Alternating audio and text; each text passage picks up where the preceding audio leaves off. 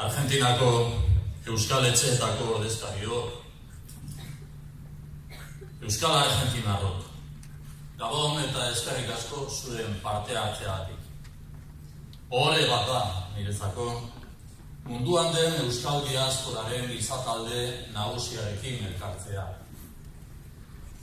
Argentina es un país relevante en la historia contemporánea de Euskadi.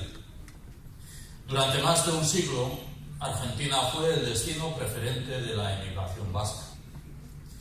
Según los datos que nos habéis aportado, se puede estimar que el 10% de la población argentina tiene algún ancestro de origen vasco. Esto supondría algo más de 4 millones de personas, más que las que vivimos en Euskadi. Hoy nos reunimos en un lugar simbólico y especial.